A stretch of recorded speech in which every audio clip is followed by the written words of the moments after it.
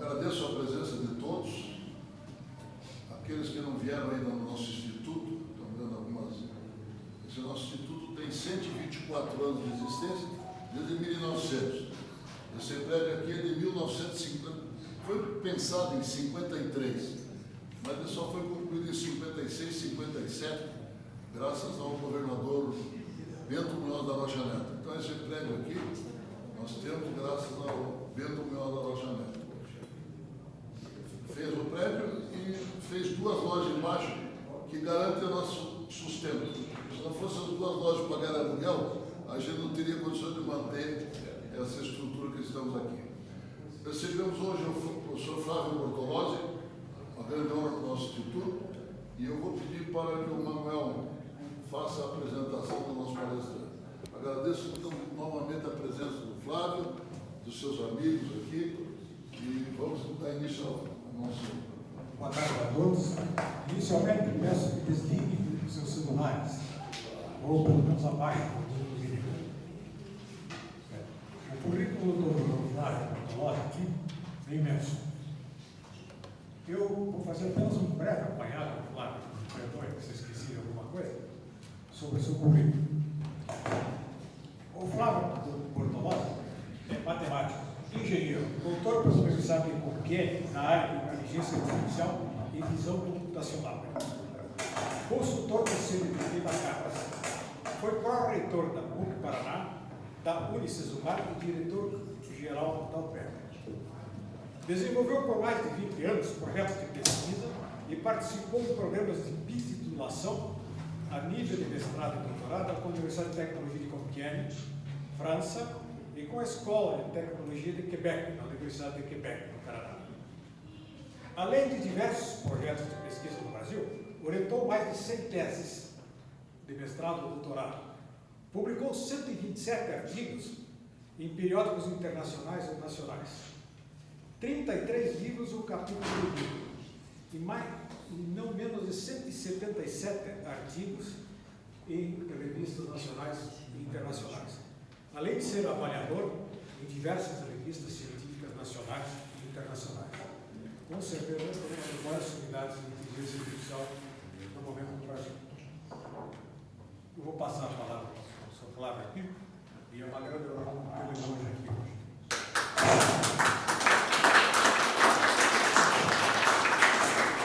Professor Manuel, muito obrigado pela apresentação e agradecer o convite feito pelo Manuel, que foi meu professor, né? Nos cursos de matemática da PUC, lá no começo dos anos 70, né? Faz bastante tempo, né? E é um prazer realmente a gente vir conversar com vocês a respeito de um tema,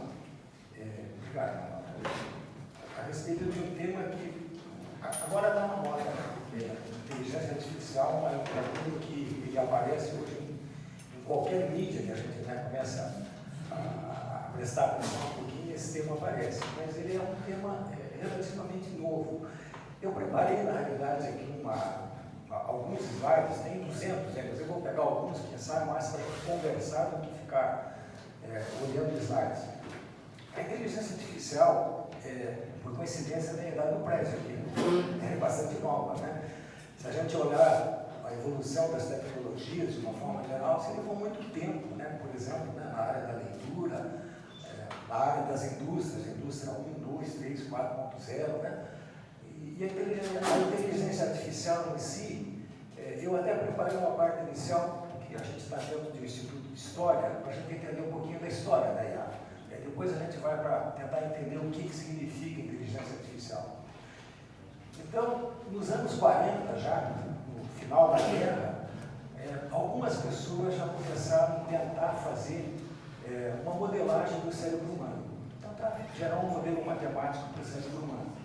Sem nenhuma intenção de aplicabilidade em inovadores e tentar identificar por quê. Porque nessa época, nos anos 40, né, foi o aparecimento dos computadores. O primeiro computador gerado, conhecido, é de 44, né? Mark I, depois vem os computadores. Então, nessa época, 43, Nulo Spitz, né, começaram a fazer os primeiros modelos de neurônio. Em 49 já, Hebb já começou a tentar entender o neurônio inteiro e o funcionamento dele, sob o ponto de vista biológico, para depois tentar passar isso para um modelo matemático.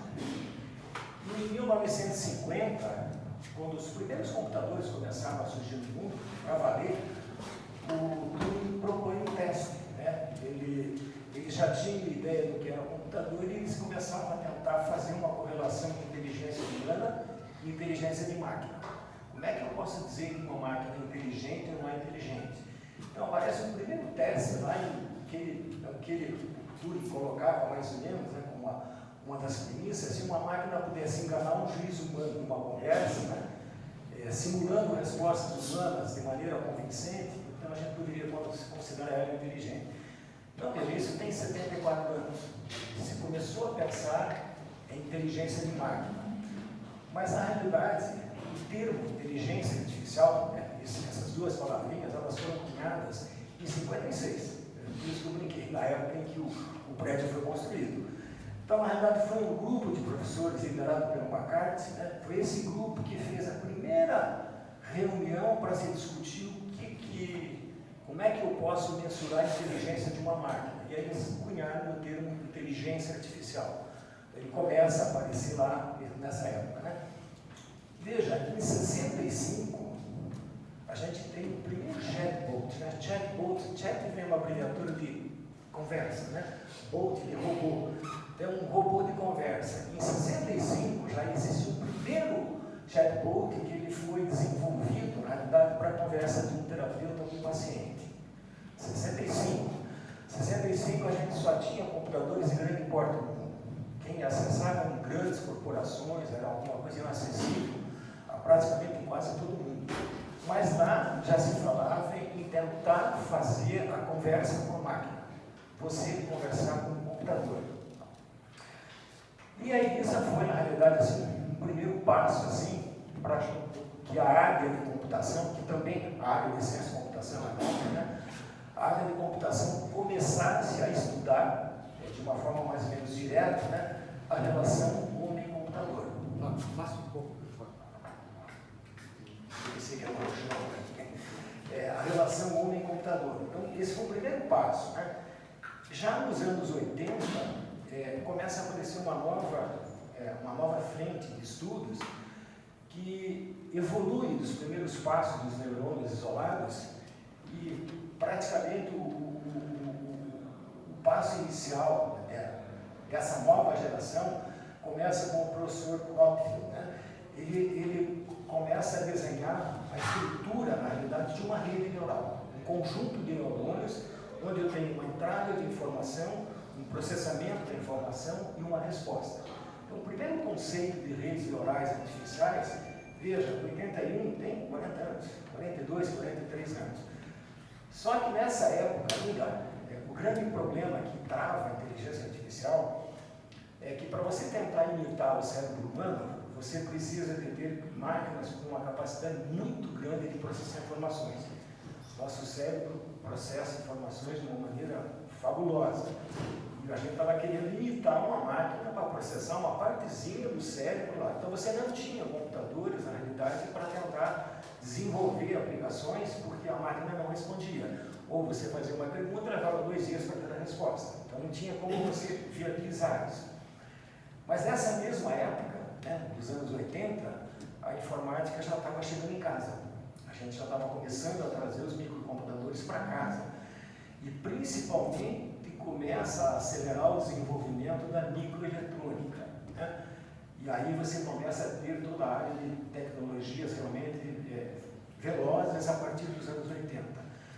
Com a viabilidade das máquinas, né, em 97, acho que todos vocês devem lembrar, o primeiro grande feito da inteligência artificial foi quando uma máquina derrotou o campeão mundial de xadrez, em 6 partidas, ganhou as 6. Né? Então você já estava brigando contra uma super máquina. Né? Era a máquina principal que a IBM tinha, mas foi uma máquina que foi desenvolvida para uma atividade. Ela servia para jogar xadrez. Se perguntasse para ela qualquer outra coisa ingênua, ela não ia responder. Mas esse avanço de 97 foi importante porque a IBM, praticamente 12, 13 anos depois, ela começa a abrir, na realidade, computadores para discutir qualquer coisa.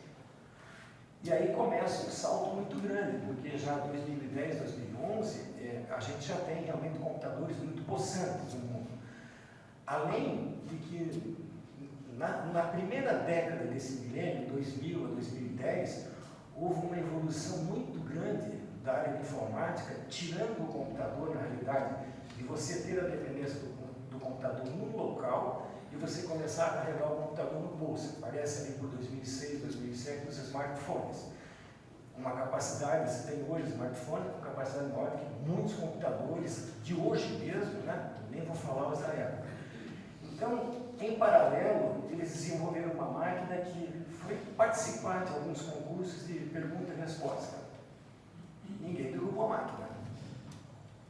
Todo mundo começou a discutir com a máquina e não teve jeito, né? Ela acabou sendo vencedora.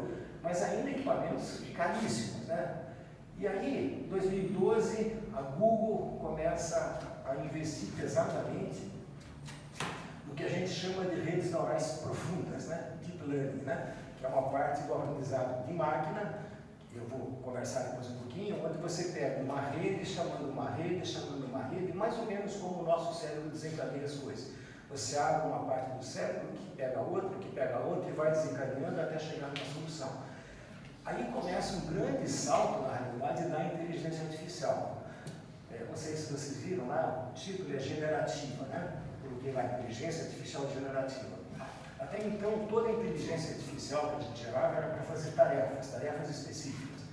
Você pede a máquina executa a tarefa com precisão, com velocidade, com o que a gente imagina, eu depois vou colocar alguns tópicos, né? E aqui começa realmente uma era da inteligência artificial, ela começa aqui. Aqui um ponto, na realidade, de inflexão da área de IA. 16, já um dos jogos mais difíceis que se tem, que é o Go, né? A máquina já derrotou o campeão mundial do Go, a máquina AlphaGo. 2017, essa época é bem interessante, porque o professor Marcelo está aqui, né? A gente usa muito para ensinar a máquina estatística, né? Muitos modelos para a gente ensinar a máquina, a gente usa modelos probabilísticos, modelos estocásticos, vários modelos estatísticos. Só que as limitações dos modelos estatísticos para determinadas aplicações, eles eram muito restritos. E aqui aparecem, na realidade, agora, as áreas de processamento de imagens, né? Reconhecer imagens, e as áreas principalmente de reconhecimento de fala. Esses modelos estatísticos, eles passam a ser substituídos por modelos neuronais, esses modelos de redes. E o avanço é muito grande, gente, porque, olha, eu fiz doutorado na França em 88, né? Fiz na área de visão computacional. Naquela época, você tinha uma imagem, no máximo, resolução de 256 por 256 pixels. A imagem era pobre. Hoje, com as imagens de alta resolução, você gera um zoom em cima de um zoom, em cima de um zoom, e você continua tendo informação clara. Aqui começam estudos muito profundos que vão mudar a área de inteligência artificial por dois caminhos. Primeiro, pelas imagens. Os sistemas passam não só a tratar textos, a parte de textos, eles passam a tratar, reconhecer, analisar e desenvolver imagens. A primeira grande área que começou com imagens muito forte foi a área de satélites. E a segunda grande área muito forte, já no começo da virada do milênio, foi a área de medicina, onde você tem imagens de ressonância, tomografia, hoje PET. Essas áreas a gente consegue, a partir de imagens, por exemplo, fazer uma reconstrução 3D do corpo inteiro. O professor Manuel participou de um dos projetos na PUC, lá que nós orientamos de doutorado com o professor Justino, onde a gente fez a reconstrução do corpo humano inteiro, em 3D, partindo em qualquer posição que você queira, e chegar por dentro, por fora. Então você tem, a partir das imagens, você consegue ter informações para poder processar. E talvez o advento mais forte ainda foi a melhoria do reconhecimento em voz. Hoje, talvez vocês achem que a inteligência artificial seja uma coisa da moda, vocês usam inteligência artificial direto todos os dias. O celular de vocês tem mais de 300, 400 robozinhos, a gente chama de robô, que é um programinha que roda dentro do sistema, que são programas de IA, né?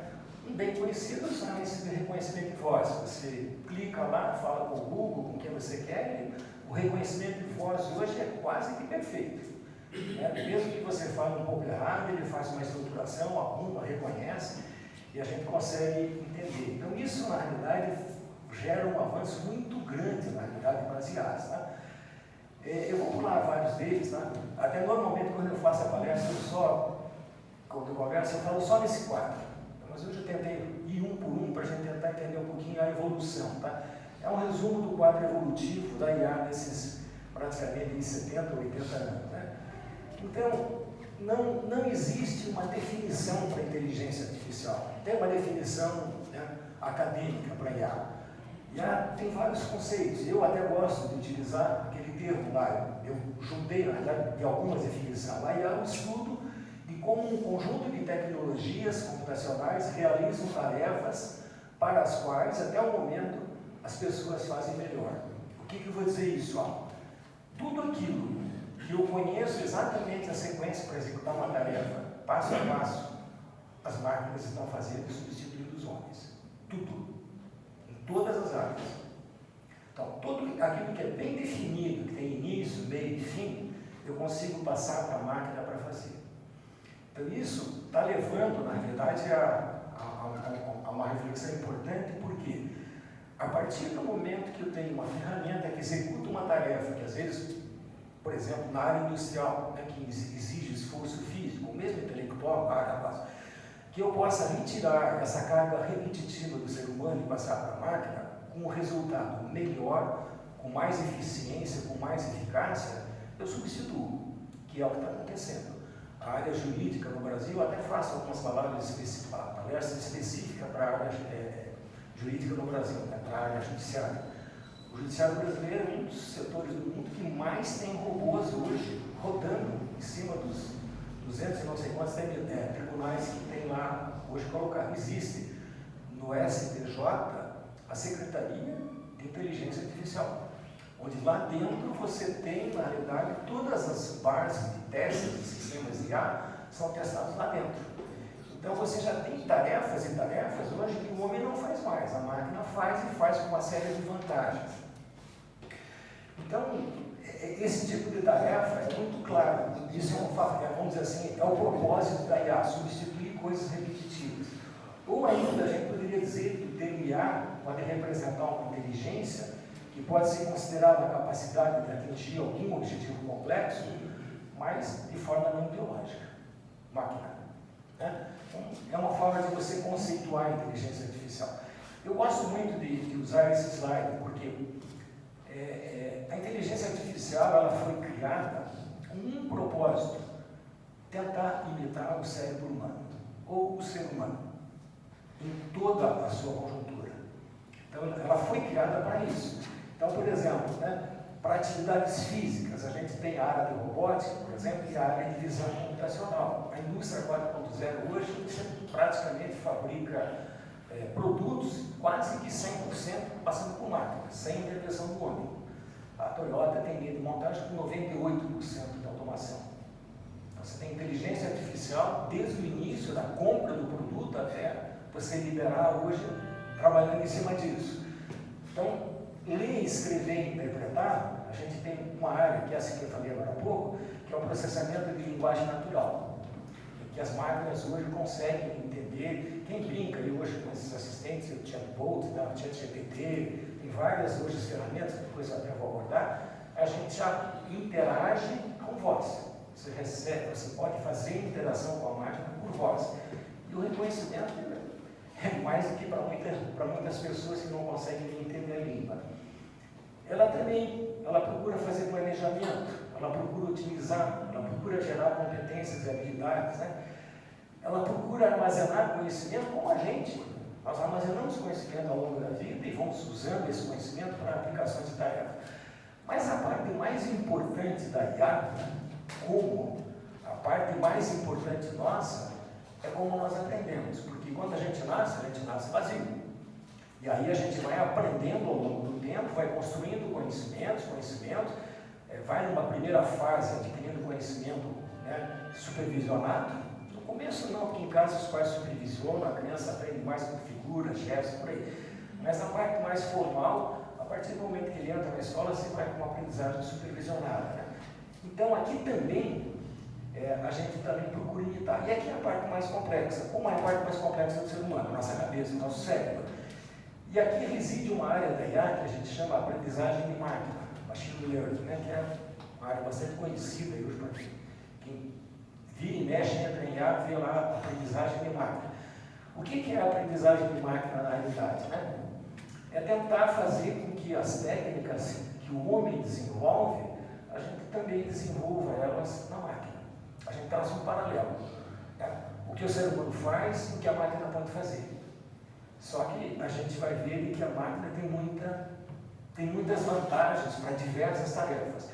Eu não vou jamais comparar a capacidade do cérebro humano com uma máquina, mas determinadas atividades o homem vai por fora. Não tem muito sentido a gente estar fazendo isso. Então, aqui é um quadro bem interessante. E eu vou chamar um pouquinho a atenção porque muita gente acha que a inteligência artificial é uma coisa que veio, o modismo e vai embora. Não é. Não é. A gente vai ver porque hoje, não precisa olhar amanhã ou depois amanhã. Hoje quase todas as nossas atividades têm inteligência artificial. Eu vou mostrar depois para vocês coisas que passam direto e a gente não tem nem ideia de como isso ocorre. Então, a inteligência artificial, os especialistas da área fazem uma classificação em 3 níveis. Né? O primeiro que a gente chama de inteligência artificial fraca ou estreita, a segunda uma inteligência artificial forte e a terceira uma inteligência artificial pragmática ou a superinteligente. Né? Essa fraca é você ter um computador que só precisa agir como se fosse inteligente. Né? Ela se concentra em realizar tarefas. Essa é a que a gente está hoje. Vamos dizer assim, tudo que a gente desenvolveu até agora em termos de aplicabilidade de inteligência artificial está nesse nível. O segundo nível, a IA forte, é a hora em que o homem e o computador vão ter equivalências. A gente está longe disso ainda, porque a gente não trabalha, até trabalha um pouco com emoções, com máquina, mas a máquina não é ciente. Né? Nós somos pessoas cientes, nós temos reações diferentes. A máquina, por melhor que ela seja, a gente vai ver as aplicações, ela responde sempre a um processo matemático, probabilístico ou de redes. Né? Então ela é estanque. Mas é o segundo passo. E o terceiro é quando as máquinas superarem os homens. Então isso tem uma projeção que é feita. Né? Exemplos de IA fraca, né? A gente está cheio por aí. Né? Sistema de reconhecimento facial. Reconhecimento de imagens, nos anos 80, nos anos 90 eu já orientei alunos para reconhecer, por exemplo, o rosto, reconhecer impressão digital, íris. Essas aplicabilidades hoje são comuns no mundo todo. Principalmente depois que as imagens melhoraram, né, a gente tem um índice de acerto muito grande. Até vocês brincam no banco de vocês, pode fazer. O governo brasileiro usa lá até para fazer o recebimento lá do seu salário, lá no reconhecimento facial. Né? Brinca em casa lá com o Siri, com o Alexa. Quer dizer, tem uma série hoje de aplicativos na IA fraca. A IA geral, que é onde se estuda, onde hoje se pesquisa muito, tá? Na realidade é levar a máquina um raciocínio mais lógico, compreensão e criatividade, que ainda elas não têm. Então esse é o passo seguinte. A terceira, eu nem vou passar aqui, tá? É quando as máquinas passarem a gente. Eu nem quero saber se isso vai acontecer, o que pode acontecer, tá? É outro nível, tá? Então essas ali não valem. Mas isso aqui é bem bacana, porque se eu pegasse uma pessoa de 70 anos de idade e fosse ver a evolução da inteligência dela, tá? É um comparativo bem simples, tá? Em 2024, a IA teria hoje, né, mais ou menos 7 anos de idade. Criança de vez. A gente está aqui, ó, tá? A gente está na IA fraca, a gente está começando a entrar nessa aqui. O primeiro passo para entrar nesse segundo nível aconteceu agora em 2022, 2021, né, que é o que a gente chama de IA generativa. Depois eu já vou explicar o que é isso. A gente sai da aplicação de tarefas e vai para conversar com a máquina de uma forma um pouco diferente, de uma forma aberta. Então a gente está ainda bem no começo. Né? Estima-se que por volta de 2045 a gente vai ter aí um ponto de singularidade, ou seja, as máquinas vão estar igualzinho a gente. 2045 está aí. Para uma ciência que tem 80 anos, né? Nós estamos em 2024, 25, tem mais de 20 anos pela frente, né? A gente deve estar aí. E estima-se que isso ocorra até antes. Porque como tem uma aceleração muito grande na parte tecnológica, é capaz que as máquinas respondam, inclusive antes disso, de começar a trabalhar nesse nível. Tem muita gente trabalhando com toda a parte humana mesmo, sentimentos, emoções, tal. Muita gente trabalhando em cima disso. Não é pouca gente, já existem inclusive muitos resultados. Tem os problemas éticos, tem toda uma parafernália que você tem que tomar cuidado, para que se cuide antes de você trazer alguma resposta, mas o caminho é esse, não tem volta para isso. Tá? Talvez a parte mais importante da inteligência artificial, e talvez aqui eu vou perder um pouquinho mais de tempo, depois eu vou mostrar as aplicabilidades, para a gente entender um pouquinho, né? Como é que uma máquina pensa? Como é que eu crio uma inteligência artificial? Já desde os anos 50 até agora, a gente passa a desenvolver o que a gente chama de aprendizagem de máquina. Né? São os tipos de aprendizagem de máquina. Existe uma que a gente chama de aprendizagem supervisionada, uma não supervisionada e uma por reforço. A supervisionada, eu até vou fazer um paralelo assim para a gente tentar entender. O ser humano, a partir do momento que ele vai para a escola, como é que ele aprende? Ele aprende com um supervisor, que a gente chama de professor, tutor, que a gente queira chamar. O professor começa a ensinar desde as sílabas, as palavras, os números, né, as operações aritméticas. A gente passa a fazer uma aprendizagem onde você tem um professor que te ensina e depois te avalia. Você aprendeu ou não aprendeu. E aí ele te dá um score. Você aprendeu 100%, 80%, 90% e tem uma área que é aceitável. A partir daqui, ok, você já sabe, se conhece 80%, ok. Na aprendizagem supervisionada, a gente faz a mesma coisa, gente, com a máquina. Se eu quero ensinar uma cor para a máquina, ela reconhecer uma cor amarela, verde, azul, ou se eu quero ensinar ela a reconhecer uma circunferência, um quadrado, ou reconhecer uma letra, eu faço a mesma coisa. Eu desenvolvo um sistema que ela vai entendendo o que é amarelo em função das características, da textura que ela tem, da luminosidade que você vai utilizar. Então, tem uma série de características que eu vou ensinando para a máquina para dizer, olha, isto é tal coisa. Por exemplo, eu quero que ela reconheça um gato. Então, eu vou ensinar ela a reconhecer as 4 pernas, o tipo da textura que é pelo, que tem o rabo, o formato do rosto. E eu vou jogando imagens para ela até que ela entenda. O processo é o mesmo, ou seja, a gente normalmente faz o seguinte, quando a gente começa a trabalhar com aprendizado em máquina. Pego lá 10 mil fotos de gato, de diversas raças. Aí eu pego 1/3 daquilo e vou desenvolver, vou treinar a máquina para tentar entender. E ela vai acertando 20%, 30%, 40%, e eu vou melhorando as características, eu vou dando cada vez mais para ela uma característica para ela entender.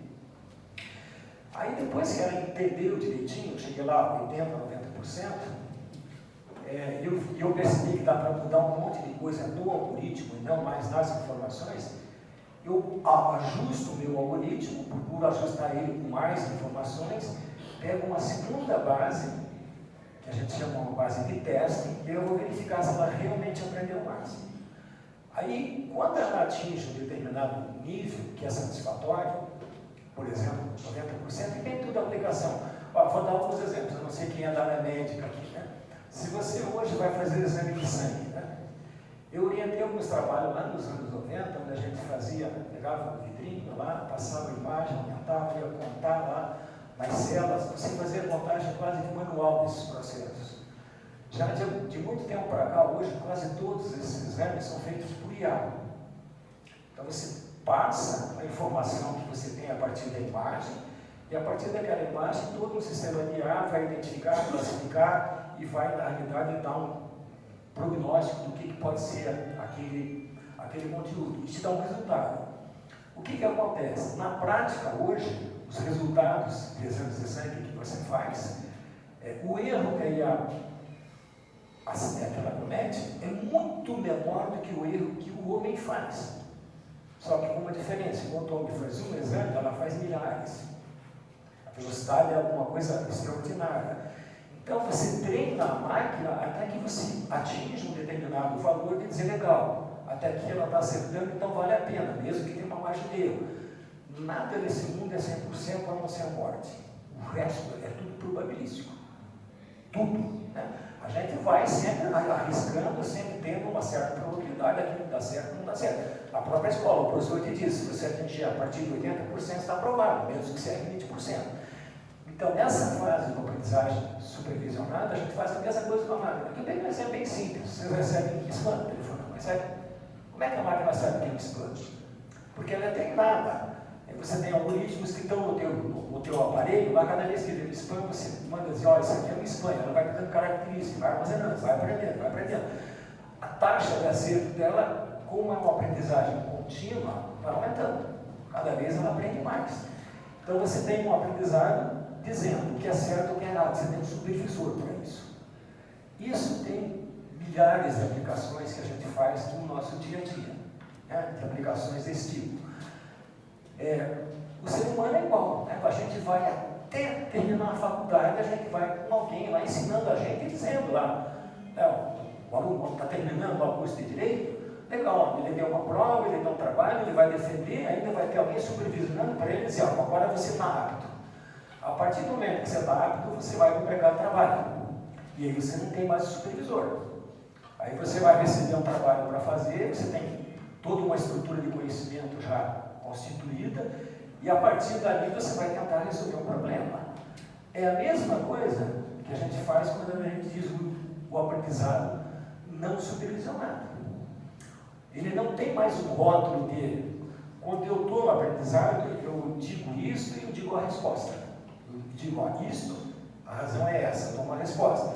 O não supervisionado termina. Eu jogo as informações e o que eu tenho que fazer?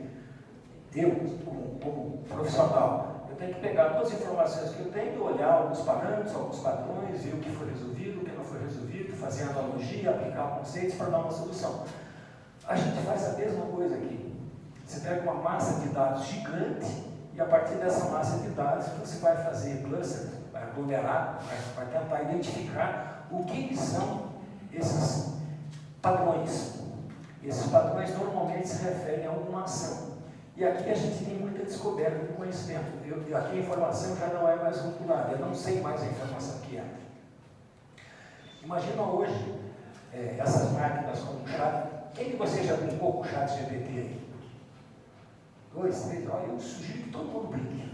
Eu sugiro que todo mundo brinque mesmo. Puxa para fora. Oi? Afasta um pouco. Mais para fora. Sugiro que brinque para tentar entender o nível que a inteligência artificial está hoje. Eu sugiro. Vocês podem perguntar o que vocês quiserem para a máquina. O que vocês quiserem, de qualquer área do conhecimento. E vão dialogando com ela e vão aprofundando a conversa. É impressionante o índice de acerto. Tem erro? Tem. Tem alucinação? Tem. Mas tem o ser humano também. Pode pegar qualquer assunto, se pega um especialista, ele tem um nível de conhecimento, para fora também é duvidoso. Tá? Então, hoje, essas máquinas são treinadas com toda a internet. Tudo. Tudo que vocês imaginam que está na internet, em termos de texto, vídeo, som, 24 horas por dia está sendo treinado para as máquinas para tentar dialogar com você. Conversar com você. Uma simples conversa. O nível de acerto é altíssimo, gente. Eu sugiro mesmo que vocês brinquem, no sentido correto da palavra. Brinquem porque vocês vão se impressionar o nível de resposta. Isso está mudando, na realidade, a forma das pessoas hoje trabalharem. Seja com textos, né, contratos, mais com imagens, né? Estava conversando agora um pouco sobre imagem. Hoje o marketing, praticamente todo o marketing hoje vem de IA. Não tem muito que a gente querer criar hoje em cima disso. Então, esse aprendizado não supervisionado, ele abre um espaço gigante para você começar a conversar com as máquinas de forma mais aberta. Né? E também existe uma terceira forma, que é a aprendizagem por reforço, que você... Cada vez que acerta alguma coisa, há uma recompensa. Né?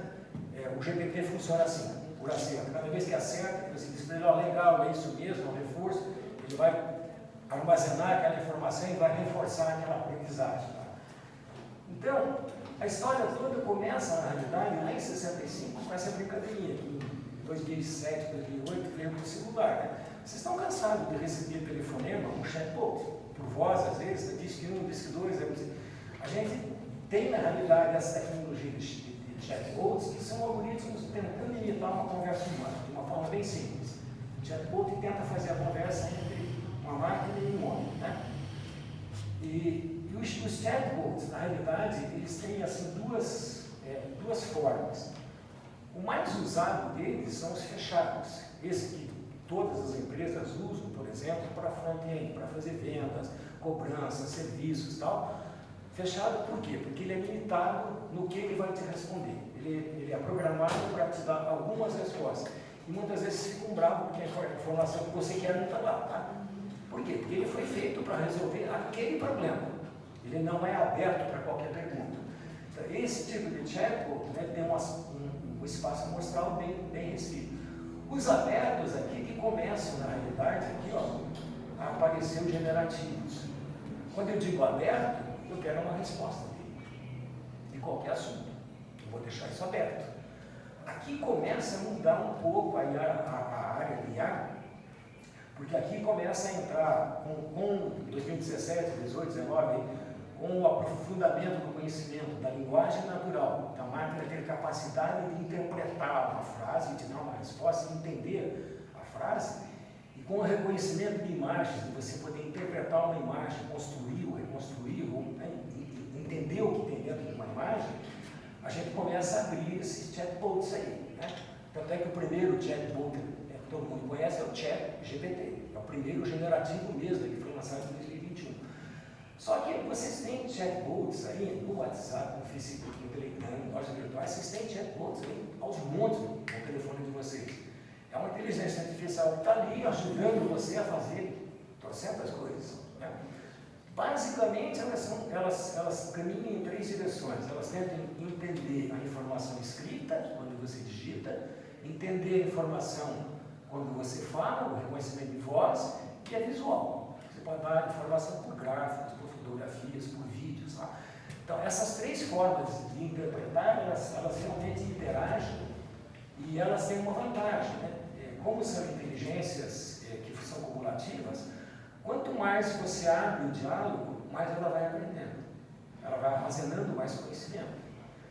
Então, você tem, na realidade, toda uma parte bem interessante. A IA generativa, diferente da IA tradicional que a gente tem, que é essa que resolve, por exemplo, sei lá, a Siri ou a Alexa, né? Você pede para ela fazer uma ação. Toque uma música, ela vai tocar uma música. Os carros modernos hoje têm várias programinhas de IA hoje para a segurança. Né? Manda fechar a porta, abre, tem o sensor. Se você está cansado, ele te dá um aviso. No Jeep lá tem um cafezinho que aparece quando você para de fazer movimento, né? Você está dirigindo uma estrada muito calma, que ele percebe que você está sem movimento, ele te avisa, pare e toma um café. Né? Porque ele detectou já que o carro também está muito estático, tem velocidade, então alguma coisa ele tem que tomar cuidado. Então você tem vários hoje sistemas que trafegam em tudo, na geladeira de vocês, a televisão de vocês, essas modernas, Smart TV, você fala com o Google na TV, troca de canal, faz o que você bem entende. O grande problema é que as pessoas ainda não estão habituadas a utilizar esse tipo. Mas se vocês pegarem os jovens hoje, eles debulham isso em alguns segundos. Esses são os usuários, esses são os alunos de hoje, que estão aprendendo. A forma com que eles aprendem é completamente diferente da forma com que nós aprendemos. Não tem absolutamente nada a ver. Então, a vantagem da IA generativa é que ela não trata só texto, ela começa a trabalhar com imagens, áudio, vídeos, dados, e geralmente ela vai tentar interpretar tudo isso. Eu vou saltar vários deles, depois até vou deixar para quem quiser dar uma olhadinha com calma. Eu preparei 200 slides aí, tá? E eu não gosto muito de seguir slide. Eu preparei para que, se alguém quiser ver uma sequência bem interessante, tá? Eu fiz todo o desenvolvimento ali, e pasmem, tá? Eu fiz com inteligência artificial. Isso tudo aqui eu preparei com o GPT. Eu peguei o GPT e a partir dele eu fiz toda a orientação para a gente tentar criar a apresentação para vocês, tá? Então, tudo começa, na realidade, com o que a gente chama aqui os modelos de linguagem de grande escala, que é o que estava falando agora um pouquinho para vocês. São conjuntos de máquinas que são treinados na internet inteira. Para vocês terem uma ideia, a OpenAI, que foi a primeira empresa que lançou o primeiro modelo realmente da IA generativa, né? ela em 4 meses, tá? Ela atingiu 100 milhões de pagantes, $20 por mês. Nenhuma tecnologia chegou perto disso, nem a televisão, nem a rádio, nem a internet, como foi. 100 milhões de pessoas usando. Para manter uma máquina dessa rodando, esses sistemas, é caríssimo isso, né? São milhões e milhões de dólares mensais para você manter essas máquinas 24 horas operando e colocando em funcionamento. Tem vantagem, tem desvantagem. A principal desvantagem que eu acho é que 2 ou 3 empresas dominam todas as informações do mundo, tá? O que vai ser feito, o que não vai. Que toda tecnologia a gente usa para o lado bom e para o lado ruim. Toda. Não tem exceção nenhuma. Pega pelas Forças Armadas, segurança, por aí afora, tem um lado bom e um lado ruim. Então tem um lado muito bom de todo esse processo, né, que a gente pode explorar, mas tem, evidentemente, tem um outro lado e aí tem muita gente se preocupando com os aspectos éticos, com os aspectos de segurança, né?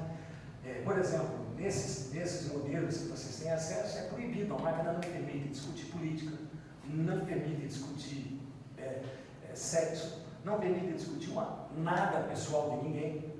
Tudo isso já é bloqueado. Tudo que é ciência, tudo que é história, tal, tudo é livre, mas tem uma série de barreiras que já são, apesar da máquina saber, porque ela quando é treinada, ela treina com toda a informação, você não permite o acesso a esse tipo de informação, ela é bloqueada. Então esses modelos de larga escala, eles são fantásticos. Vocês conhecem, o GPT é um deles, o Berto, né? O T5, o Roberto, tem uma lista aqui, o Grover, né? O Erdo, o Baidu, o Clip. Já existem aí quase uma centena hoje de tutores inteligentes, né? Você pode fazer tutoria para qualquer área que a gente queira trabalhar. O Megatron, a NVIDIA, que tem um que é fabuloso também para a parte principalmente de supercomputação para vídeos, né?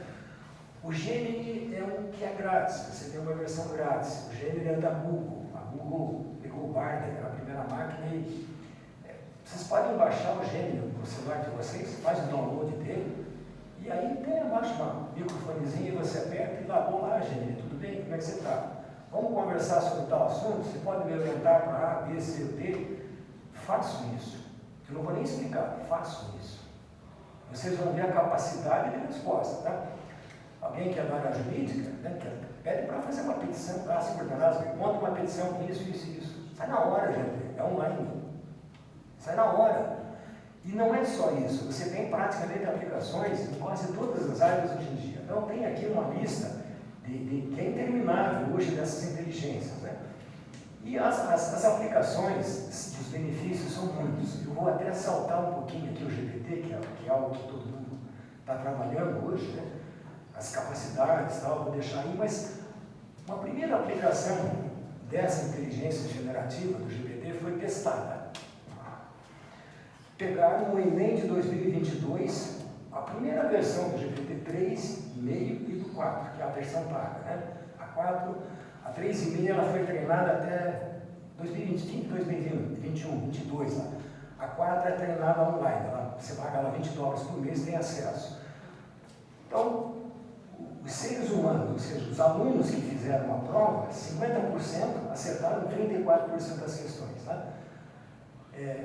O GPT-4 acertou 80%. A mesma prova, você dá uma prova para ele, resolva a prova para mim, passa as questões e ele vai te dar as respostas. Né? A mesma prova. Não é só aí. Pega aqui, exame da ordem. Passou, facinho. Era a prova do exame da ordem para ele fazer, foi embora, né? Uma versão 3 ele acertou 10%, com a versão 4, 90%. Por quê? Porque a versão 3, como ela não tem nada de informação atual, se você pedir alguma informação atual, ele não vai te trazer, ele foi treinado até lá atrás. E aí, em praticamente quase todas as áreas em que a gente vai colocar conhecimento científico, história, por aí afora, ele é muito melhor que a gente. Ele não é um detalhe. Mas no contexto geral, não tem a menor dúvida disso. Então, o GPT, eu vou saltar aqui um pouquinho, eu estou preocupado com o tempo, eu por mim fico até em 5, 6, não tem problema, tá? Aqui é bem interessante, só uma diferença da IA tradicional para a IA generativa, né? A IA tradicional, a gente entra com uma quantidade grande de dados para ter um resultado, uma tarefa. A A IA generativa, você entra com uma pergunta para abrir um diálogo que você queira explorar. Elas são contrárias. A generativa abre, né? Você abre um assunto e aí, a partir desse assunto, você pode ir explorando o veio que você quiser. Na tradicional, é o contrário. Você tem que ter um monte de informação para executar uma determinada tarefa. Eu vou saltar aqui, porque esses exemplos todos vão aparecer na frente, tá? Eu, até para mostrar um pouquinho, eu deixei ali, eu peguei algumas áreas de conhecimento, de onde a gente hoje usa inteligência artificial. Por exemplo, no direito, né? Os robôs IAs organizam o processo, redigem petições em massa, encontram correspondentes em vários estados e municípios. Está com um processo que achar alguém lá no Rio Grande do Norte, no Amazonas, você tem que ter toda uma rede integrada. Buscam processos mesmo antes da empresa ser notificada, eles já são ligados aos tribunais, é online, né? Fazem acordos judiciais em massa, resolvem conflitos judiciais. Aqui é só para se ter algumas aplicações: a revisão automática de contratos, pesquisa jurídica, assistentes virtuais legais, análise de risco e conformidade, previsão de resultados judiciais. Você quer fazer um contrato com alguém de locação? Você dá as coordenadas, eu preciso de um contrato com isso, dá as características do contrato, ele vai te redigir o contrato inteiro, baseado nas leis. Aí você diz as leis, ele vai pegar as leis e vai fazer a conformidade legal disso, né? E vai embora. Análise de sentimentos em mídias sociais. Então, tem muita IA hoje, para a parte principalmente de vendas, né? Que vê o comportamento humano. Lá, através do comportamento, de sentimentos, né? Você consegue oferecer determinados produtos, você consegue identificar. Detecções de fraudes, né? Sistemas de resolução online de disputas, análise de risco. Eu coloquei uma lista aí. Você tem hoje uma infinidade, tem robôs que são geniais. Eles só não são juízes e nunca vão ser juízes. Por quê? A gente tem que partir do princípio que a máquina vai te dar subsídios para a decisão humana. Ponto. Quanto melhor for a informação, quanto mais fidedigna for a informação, quanto mais informação eu tenho, menos risco de errar eu tenho na tomada de decisão. Então, a direção da ferramenta sempre é essa, tá? Bom, aqui eu vou saltar aqui, a revisão de documentos legais, automação de processos, assistente jurídico. Aqui do ladinho, até, eu coloquei um exemplo de cada empresa, né, que faz isso. E tem um site para vocês entrarem ali e checarem depois. E cada uma dessas aplicações. Tem muito mais. Se a gente peguei uma apenas para a gente mostrar que tudo isso tem por aí, tá? Então, na área jurídica tem muita coisa. Na área de saúde, talvez seja a área que mais tenha hoje utilização da inteligência artificial. Na área de saúde. Então, análise de imagens médicas hoje, né? Ressonância, tomografia, PET scan, a IA faz todo um diagnóstico. E ela dá para o médico, tá? Você que é o responsável. Mas todas as informações, todas as hipóteses que pode ter, já vem já arrumadinha. Hoje em dia, se vocês pegarem os laudos, já vem assinado pelo médico, já eletronicamente. Ele só diz sim ou não, tá? Mas já vem assinado. Os exames de sangue, uma tua ressonância, vem todo já um diagnóstico feito, o médico valida ou não. Ele tem a informação e ele vai dar a palavra final. Descoberta de fármacos, né? Tratamentos, medicina personalizada, monitoramento de saúde hoje, né? Pressão, diabetes, hoje em dia tem sensor para acompanhar tudo hoje em dia, para fazer monitoramento. Assistência à tomada de decisão hoje nos sistemas de IA, né? Vocês sabem que a IBM tem um sistema deles lá, que é o Watson, né? O Watson Saúde. Ele foi desenvolvido para detectar câncer de próstata. Imagina assim, se você tem um médico que tem 20 anos de experiência lá em oncologia de próstata. Tá? Bom, ao longo desses 20 anos, sei lá quantos casos ele fez, 1.000, 2.000, 10.000, 20.000. Ele tem realmente uma bagagem fantástica e tem um outro lado que a máquina não tem, que é a sensibilidade. Agora, imagine você ter um companheiro dele que já analisou 1 milhão de casos. E que pode dizer para ele, fazer uma síntese daquele laudo lá e te dar as informações baseadas em 1 milhão de casos. É isso que as máquinas fazem. Elas têm uma capacidade muito grande de treinamento. Então, quando elas fazem o diagnóstico dele, que ela te dá as informações, ela tem assim, um ganho fantástico em novas informações. Hoje em dia, na área jurídica nos Estados Unidos, eles têm um sistema, tem vários, né, que todo advogado primeiro consulta o sistema para depois levar o processo para frente. A margem de erro desses sistemas é muito abaixo da margem de erro dos advogados. A mesma coisa na área médica. Nas outras áreas de aplicação não muda isso. A gente vai ver que os resultados das máquinas são surpreendentes. A automação de processos, consultas virtuais é interessante. A China acabou de lançar agora uma cidade hospital, eles estão chamando de cidade hospital. Eles pegaram 20 especialidades e criaram 20 especialistas de IA para fazer triagem de doença. Pegaram milhões de casos lá, ensinaram as máquinas. Quem faz a primeira triagem é uma consulta virtual, é uma máquina dessa. E a margem de erro dela, eles testaram ela no sistema americano de credenciamento de médicos, passou. Ela erra menos, sabe, do que o ser humano quando vai fazer. É como fazer uma OAB, aqui que você tem um credenciamento, nos Estados Unidos você tem um credenciamento para médico, lá também. Passou no sistema americano. Então, o nível de treinamento dessas máquinas é muito grande, né?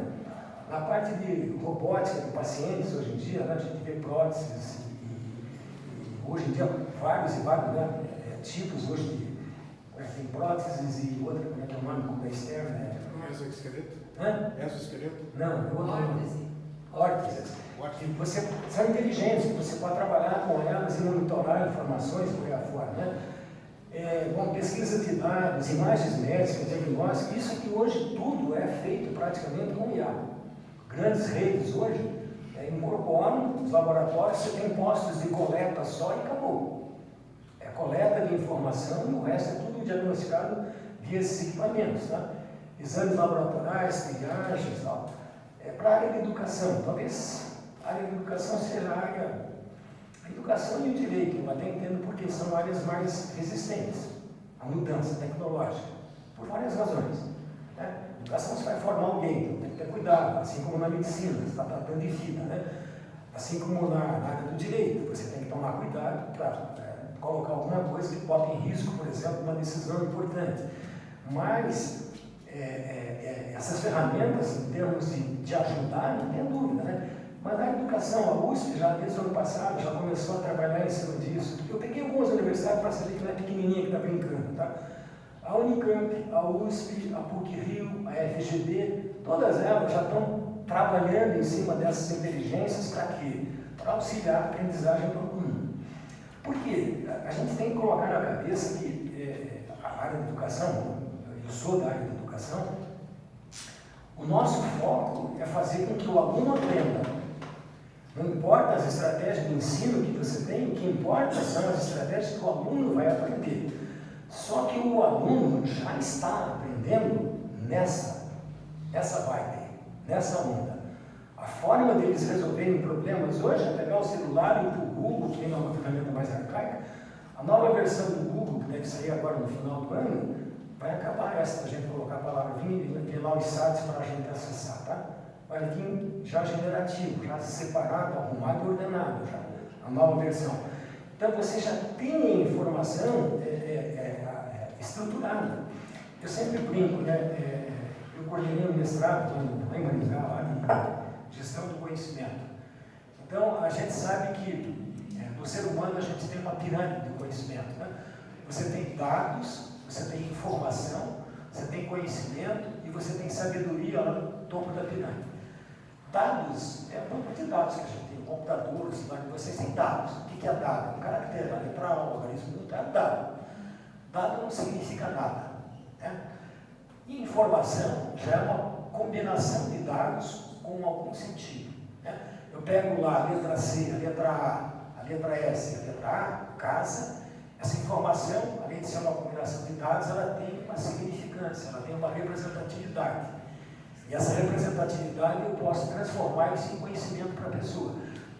Quanto mais estruturada a informação está, se eu tenho, por exemplo, um texto mal escrito, está lá a informação, mas eu vou ter mais tempo para entender aquilo e transformar aquela informação em conhecimento, do que se eu tiver uma informação bem estruturada, bem escrita, bem ordenada, Às vezes, uma única leitura é suficiente para que ele entenda. Então, a capacidade das máquinas é exatamente isso, de poder sintetizar e organizar informações. A inteligência artificial nada mais é do que isso, a generativa. É a capacidade que ela tem de debulhar bilhões de informações em um curtíssimo espaço de tempo, de organizar e de resumir aquela informação.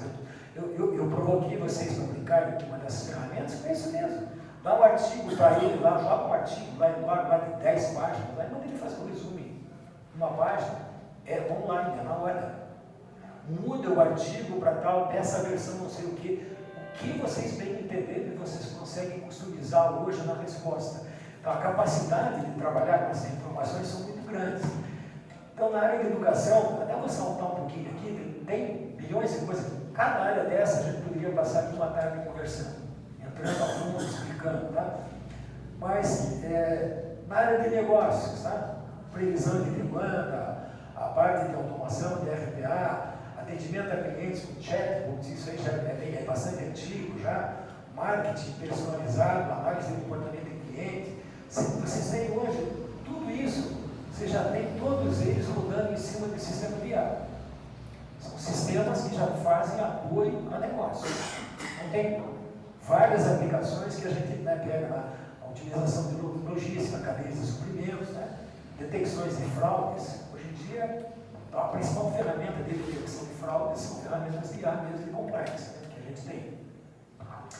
Desenvolvimento de produto, inovação, design, análise financeira, gestão de riscos, área de transportes. Nem vou entrar em veículos autônomos, porque isso ainda a gente não tem ambiente para colocar um carro para andar de forma autônoma. Apesar da eficiência deles serem excelentes, a gente não tem condições de rodar o carro porque as estradas não permitem, a sinalização, a cultura e tal. Mas as máquinas já andam sozinhas. Para várias aplicações que se tem de aeroportos, já tem máquinas andando sozinhas sem problema.